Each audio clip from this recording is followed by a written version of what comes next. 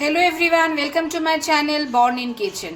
আজ অনেক দিন বাদে বর্ন ইন কিচেনের রান্নাঘরে নিয়ে চলে এসেছি। আজকে একটা নিরামিষ একটা পদ রান্না করব। আজ করব ধোকার ডালনা। তার জন্য আমি ডালটা না একটু বেটে রেখে দিয়েছি। ডালটা বেটেছি কি দিয়ে, ছোলার ডাল আর মটর ডাল। আমি ছোলার ডাল নিয়েছি, দেখাই। ছোলার ডাল নেওয়া হয়েছে 2 কাপ, ভিজিয়ে রেখেছিলাম। আর 1 কাপ নিয়েছি মটর ডাল। ছোলা আর মটর খুব ভালো করে ভেজানো হয়ে যাওয়ার পরে আমি সারা রাত ভিজিয়ে রেখেছিলাম, তারপর এটা বেটে নিলাম। ঠিক আছে, এরপর এর সাথে কিছু মশলা মেলাবো। মশলা মেলানোর পর এটাকে কষবো। আচ্ছা, আদা দেওয়া হলো। আদা আদা 1 চামচ দিয়েছি, আর 1 চামচ ভাবছি দিয়ে দিই, আর 1 চামচ দিয়ে দিই। আচ্ছা, আর 1 চামচ আদা পড়লো। আচ্ছা, এবার ধনে জিরের গুঁড়ো দেবো।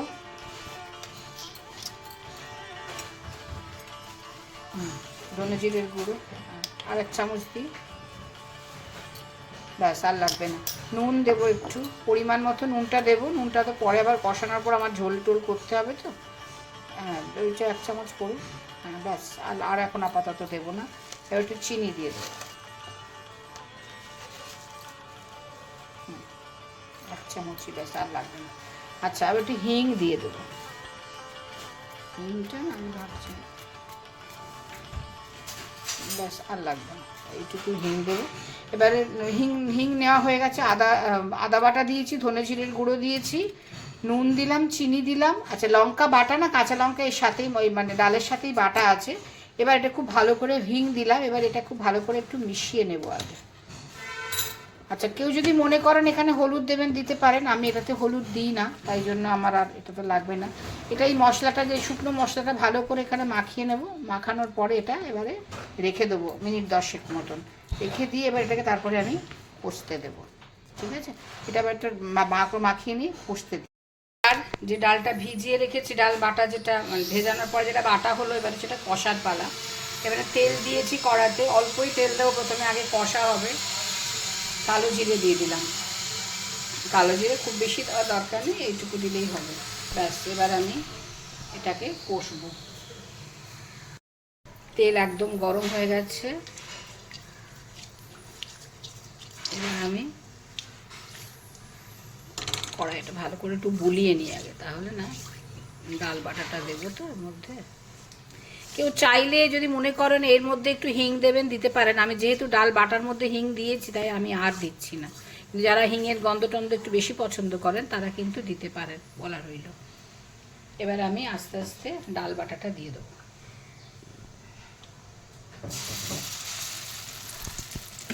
আচ্ছা, এটা যখন যখন এটা দেওয়া হবে না, আঁচটা কিন্তু তখন একদম কমানো থাকবে, তাই জন্য মাথায় থাকে।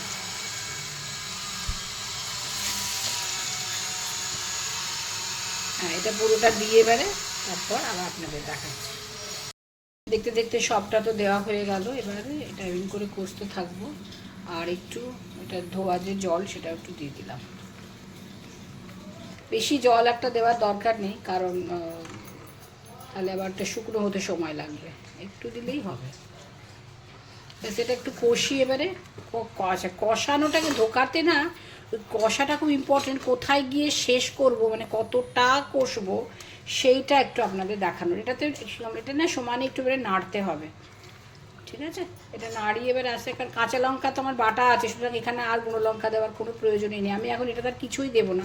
নুন, মিষ্টি, আদা বাটা, ধনে জিরের গুঁড়ো আর একটু হিং দেওয়া আছে, পরিমাণ মতন সবই দেওয়া আছে। লাগলে একটু দেবো, কিন্তু আমার মনে হয় না আর লাগবে বলে আমি আমার পরিমাণ মতন, মানে স্বাদ অনুযায়ী সব দিয়েছি।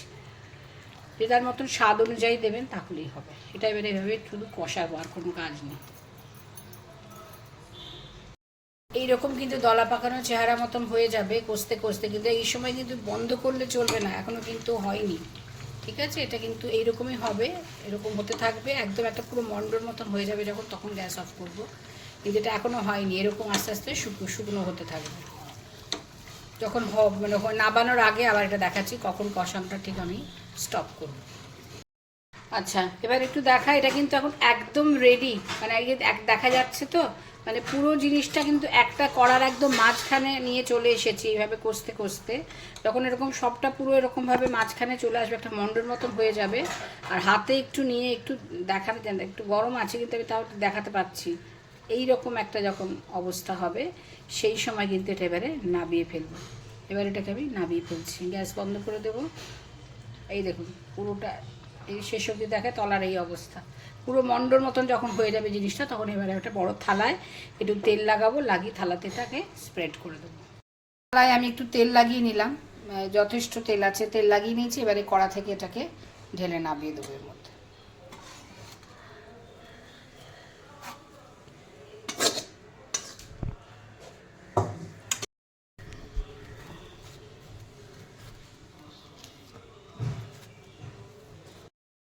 এই যে এবার এটাকে খুব ভালো করে এভাবে খুন্তি দিয়ে এটাকে চেপে চেপে চেপে চেপে একটা ভালো শেপে নিয়ে আসবো, তারপর আস্তে আস্তে ছুরি দিয়ে তারপরে কাটবো।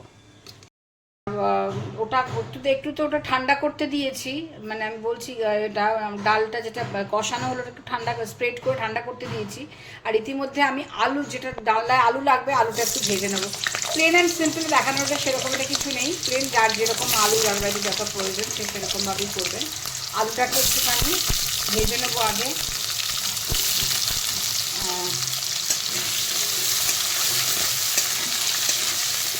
নুন হলুদ দিয়ে যেমন নর্মাল আলু ভাজা হয়, আলুটা একটু ভেজে একটু তুলে রাখবো, হাতটা যেন না দেখানো হয়। দাদা নুন দিলাম একটু, এবার একটু হলুদ দিয়ে দেবো,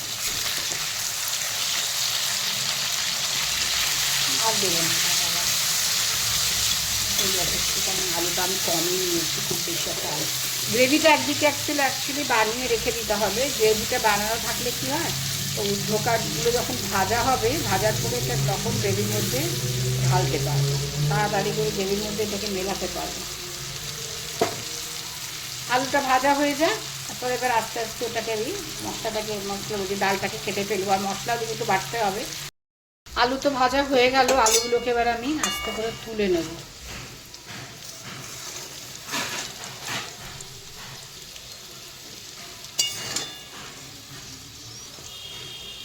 আলুগুলোকে তুলে নিয়ে এবারে তারপর মশলা বা কষতে দিয়ে গ্রেভিটা বানাবো। আলু ভেজে নামিয়ে রাখলাম। আচ্ছা, তেলটা এখনো গরম আছে, মশলাটা গ্রেভিটা বসাবো, তার আগে একটুখানি এবারে ধোকাগুলো কেটে নেবো। এবার আমি এগুলোকে কেটে নেবো। আমি না ছুরির মধ্যে একটুখানি তেল লাগিয়ে নিয়েছি, হ্যাঁ, এই ছুরিতেও কিন্তু একটু তেল লাগিয়ে নিয়েছি, তা নাহলে এটা কাটা অসুবিধে। এবার এটাকে কেটে ফেলবো।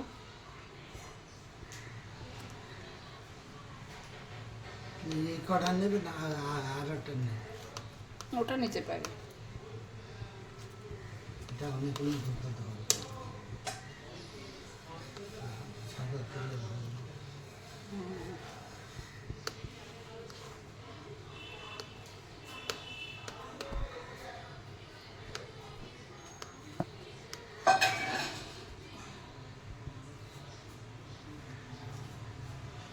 আচ্ছা, এইভাবে আমি এবারে পিসগুলো করি, তারপর আবার আপনাদের দেখাই।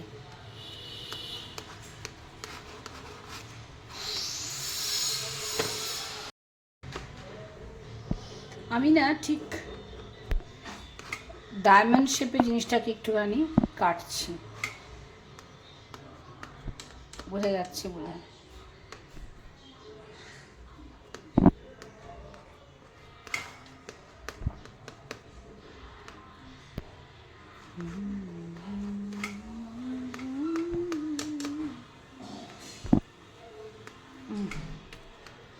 ব্যাস হয়ে গেল। এবারে এক একটা এই শেপে কাটা হলো। এবারে আমি পিসগুলোকে থালায় তুলে নেব।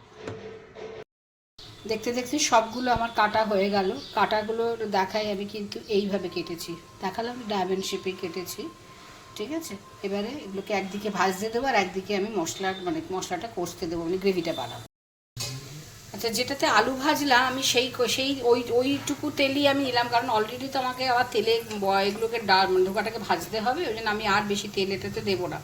আমি কি করেছি, একটুখানি তেলটা ওই গরম তেলের মধ্যেই একটু জিরে ফোড়নে দিয়েছি, আর সামান্য একটু মানে ওই যেটাকে আমরা 5 ফোড়ন বলি সেটা একটু দিয়েছি। সেটা ফোড়নটা হয়ে গেলেই তারপর একটা মশলা, যেটা আদা, টমেটো, কাঁচা লঙ্কা, পোস্ত, আর কিছু না, টমেটো, আদা, কাঁচা লঙ্কা, পোস্ত, এটা একটা পেস্ট বানিয়ে রেখে এই ধোকা বেড়ে ভাজতে দিচ্ছি ওকে করে।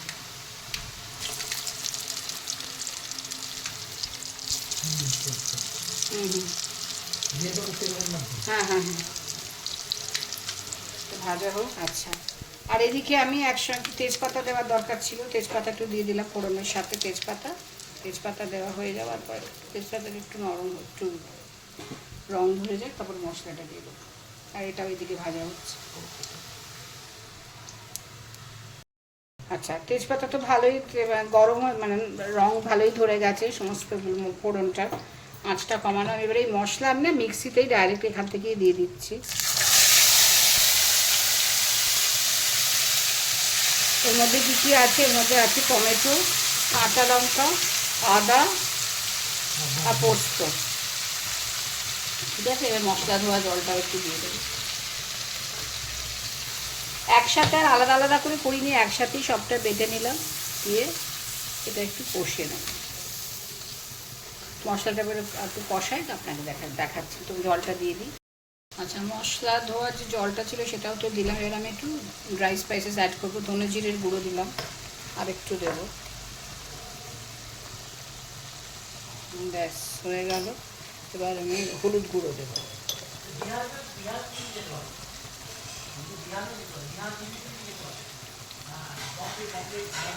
ব্যাস এই ছোটো চামচে 2 চামচ দিলাম। এবার এর সাথে একটু কাঁচা লঙ্কা বাটা দিয়েছি যদিও, কিন্তু আমি গোটা কাঁচা লঙ্কা কয়েকটা আমি এবারে দিয়ে দেবো। নুন মিষ্টি অবশ্যই দেবো, ভাববে না নুন দেবো না, নুন কিন্তু অবশ্যই দেবো, কিন্তু সেটা স্বাদ অনুযায়ী। নুনটা একটু পরে দিলেও ক্ষতি নেই। কাঁচা লঙ্কা দিয়ে দিই, তারপরে নুন মিষ্টি সব। কাঁচা লঙ্কা যে কটা লাগবার ছিল আমি দিয়ে দিলাম। 4-5টা কাঁচা লঙ্কা গোটা গোটা দিয়েছি, কারণ আমার তো ঝাল অলরেডি বাটা আছে। আমি নুন দিয়ে দিলাম এইটুখানি, 1.5 চামচ। হচ্ছে স্বাদ মতো যার যেরকম লাগবে বাড়ির পাশে সেরকম দেবে। আর এই রান্নাটা না একটু তো মিষ্টি মিষ্টি হয়, নিরামিষের রান্না বুঝতেই পারছে। এটাতে একটু মিষ্টি পড়বে। আমি চিনি দিলাম 2 চামচ তো দিলাম, আর একটুও লাগবে আমি দিয়ে দিলাম।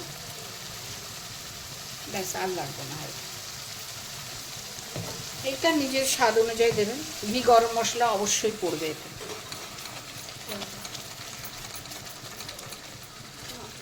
গ্রেভিটা একটু ভালো করে হোক, কষা হোক, তারপর জল দিয়ে দেবো। এদিকে বোকাগুলো তো ভাজা চলছে, একটু লাল লাল করে একটু ভেজে নিতে হবে। আর এরকম একটা ছড়ানো জায়গায় যদি ভাজা হয় তাহলে না ভালো, ভাজাটা ভালো হয়, মানে গায়ে গায়ে লেগে যায় না, ভাজাটা ভালো হয়। আর একটু ভাজা হবে, তারপরে এগুলোকে নামাবো। কষতে কষতে তেল তো ছেড়ে গেছে, বোঝাই যাচ্ছে। হ্যাঁ, এই অবস্থাতে এবারে কিন্তু আমি জল দিয়ে দেবো। ব্যাস, মশলাটা কষা ভালো মতোই হয়ে গেছে, এবার জল দেবার পালা। আচ্ছা, জলটা একটুখানি বলি, জলটা কিন্তু যার যত ধোকা বাড়িতে যতগুলো সে করবে সেই অনুযায়ী জল দেবেন। আজকে আমার অনেকগুলোই হয়েছে, যে আমি জলটার পরিমাণটা আরেকটু বেশি দেবো, আরেকটু জল দেবো। আমি জল এতটাই দিলাম, মানে 3 থেকে 4 গ্লাসের মাঝামাঝি দিলাম আর কি। হ্যাঁ, বলে দিলাম, কারণ জলটা যদি একটু বেশি না দিই না, ধোকাগুলো ভীষণ জল টেনে নেয়, সেই কারণে আমাকে জলটা একটু বেশি দিতে হবে। এদিকে দেখি আবার আরেকটা সেট ধোকা আবার ভাজতে দেওয়া হয়েছে, সেটা আবার ভাজা। এই ভাজা যে আলুটা আছে এবার আমি এই ঝোলের মধ্যে দিয়ে দিচ্ছি। কেউ যদি মশলার সাথে আলু কষতে চান, আমি নর্মালি তাই করি, আজকে আর করিনি, যেহেতু আলুটাকে ভাজা রেখেছি, আমি আর মশলার সাথে আর কষিনি। কেউ চাইলে মশলার সাথে আলু কষতেও পারেন, এটা যার যেরকম। আমার যেহেতু আলু পুরো ভাজা আছে তাই আমি আর কষলাম না। এটা কোনো নিয়মের কিছু ব্যাপার না, যার যেটা সুবিধা হবে সেটা করবেন। আজকে আমার এটাতে সুবিধা। ঝোল তো খুব ভালোভাবেই ফুটতে শুরু করেছে, আলু সেদ্ধও হয়ে গেছে। ঝোলটা না আমি এর থেকে বেশি আর গাঢ় করব না, কারণ হলো একটু দেখিয়ে দিই যে আলু সেদ্ধ হয়ে গেছে। আমি এর সাথে এবারে ঘি গরম মশলা দিয়ে নামিয়ে দেবো।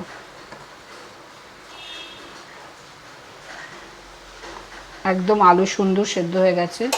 এবার একটু ঘি দেবো, একটু গরম মশলা দেবো, এইটুকু ঘি দিই, এর বেশি আর দেবো না।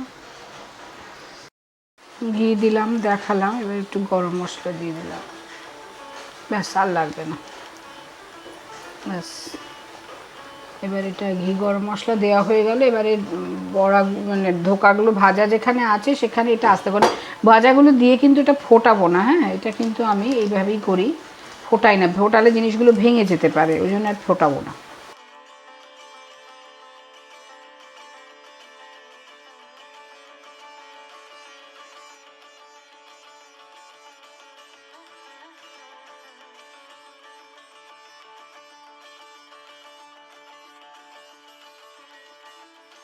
নিরামিষ করে একদম ধোকার জানলা, এক্কেবারে রেডি টু সার্ভ। আমি টেবিলে নিয়ে চলে এসেছি। ঝোলটা একটু পাতলাই রেখেছি, বুঝতেই পারছেন এটা একটু পরে ঝোলটা পুরো টেনে নেবে। এটা টেবিলে তো সার্ভ করে দিলাম। আশা করি রান্নাটা সকলের খুব ভালো লাগলো। যদি ভালো লেগে থাকে অবশ্যই আমার চ্যানেলকে লাইক করবেন, শেয়ার করবেন অ্যান্ড সাবস্ক্রাইব করবেন। আসবো আবার পরের কোনো ভালো লাগা রান্না নিয়ে। সবাই খুব ভালো থাকবেন, সুস্থ থাকবেন। নমস্কার।